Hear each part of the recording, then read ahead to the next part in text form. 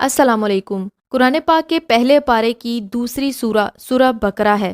کیا آپ نے کبھی سوچا کہ اس سورہ کا نام سورہ بقرہ کیوں ہے؟ اس سورہ میں ایسا کون سا واقعہ ہے جس کی وجہ سے اس سورہ کا نام بقرہ رکھا گیا؟ بقرہ مطلب گائے والی۔ اس سورت میں گائے کا واقعہ بیان ہوا ہے جس وجہ سے اس کا نام بقرہ رکھا گیا ہے۔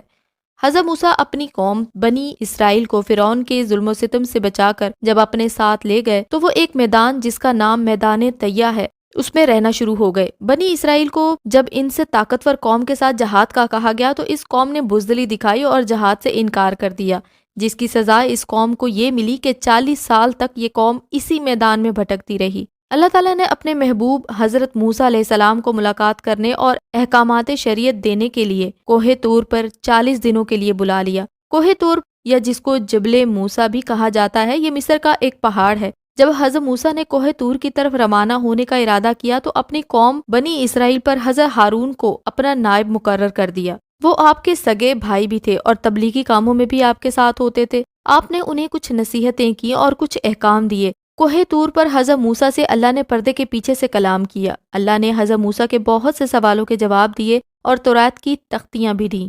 اس دوران میں بنی اسرائیل میں ایک شخص جس کا نام ہارون سامری تھا، اس نے بنی اسرائیل سے وہ زیور لے لیے جو وہ ساتھ لے کر نکلے تھے اور آگ میں ڈال کر ایک بچڑا یا مجسمہ بنا دیا اور اس پر مٹھی بھر مٹی ڈال دی جو اس نے فرعون کے غرق ہونے کے وقت جبرائیل علیہ السلام کے گھوڑے کے نقش قدم سے اٹھائی تھی۔ اس نے وہ مٹی اس مجسمے پر ڈال دی تو وہ سچ مچ کے بچڑے والی آواز نکالنے لگا۔ اس پر بنی اسرائیل کے لوگ خوش ہو کر اس مجسمے نما بچڑے کے گرد ناچنے لگ گئے اور کہنے لگے، یہی تمہارا بھی معبود ہے اور موسیٰ کا بھی، لیکن موسیٰ بھول گیا ہے، یعنی موسیٰ کو یاد ہی نہیں رہا کہ معبود تو ہمارے پاس ہے اور وہ اسے کہیں اور ڈھونڈتا پھرتا ہے۔ جب حضرت موسیٰ نے واپس آ کر انہیں بچڑے کی پوجا کرتے دیکھا تو غصے میں آ کر اپنے بھائی ہارون سے بولے، اے ہارون، انہیں گمراہ ہوتے دیکھتے ہوئے تجھے کس چیز نے روکا تھا کہ تو میرے پیچھے نہ آیا؟ جبکہ حضرت ہارون نے بنی اسرائیل سے کہا تھا کہ یہ تمہاری آزمائش کی گئی ہے، تمہیں آزمانے کے لیے اس بچڑے میں آواز پیدا کی گئی ہے۔ تمہارا حقیقی پروردگار تو رحمان ہے، یہ بچڑا نہیں،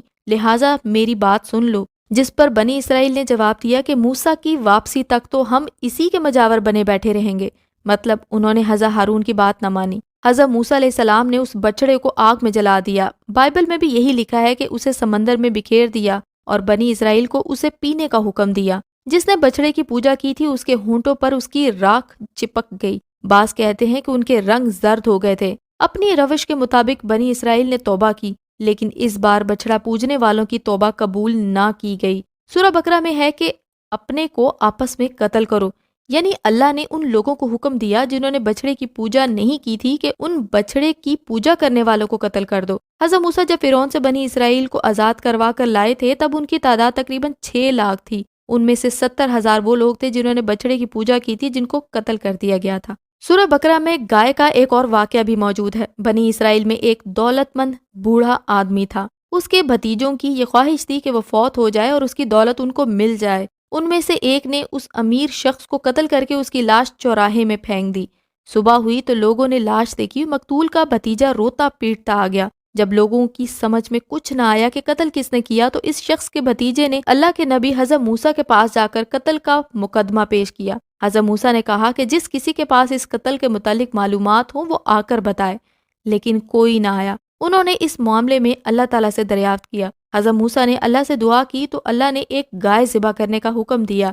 بنی اسرائیل کے وہ لوگ کوئی سی بھی گائے ذبح کر سکتے تھے، لیکن انہوں نے سوال پوچھنا شروع کر دیے اور انہوں نے اس کی شرطیں پوچھ لیں۔ رنگ کیسا ہونا چاہیے، عمر کیا ہو، جو نہ بوڑھی ہو نہ چھوٹی، زرد رنگ کی، سرخی مائل ہو۔ اللہ کے فرمان کے مطابق وہ گائے کام کرنے والی، ہل چلانے والی، کھیتوں کو پانی پلانے والی نہ ہو، تندرست اور بے داغ ہو، اس کے رنگ میں دوسرا رنگ شامل نہ ہو۔ بنی اسرائیل کے لوگوں نے نہایت مہنگے داموں ایک گائے خریدی۔ حضرت موسیٰ علیہ السلام نے حکم دیا کہ گائے کو ذبح کر دو۔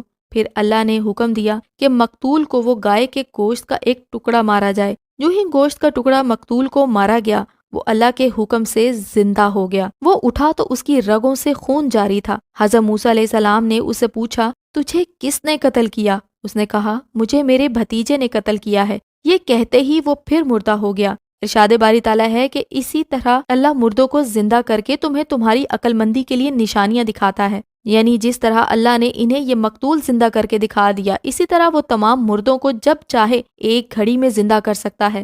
سورہ بقرہ کے یہ 2 واقعات گائے کے بارے میں ہیں، جس میں پہلے تو بنی اسرائیل نے گائے کی پوجا کی اور دوسرے میں گائے کو ذبح کیا۔ امید ہے آپ کو یہ ویڈیو ضرور پسند آئی ہوگی۔ مزید اچھی ویڈیوز کے لیے چینل کو سبسکرائب ضرور کر دیں اور کمنٹ سیکشن میں اپنی قیمتی رائے کا اظہار ضرور کریں۔ ویڈیو کو لائک اور شیئر بھی کر دیں تاکہ اچھی معلومات سب تک پہنچ سکیں۔ اللہ حافظ۔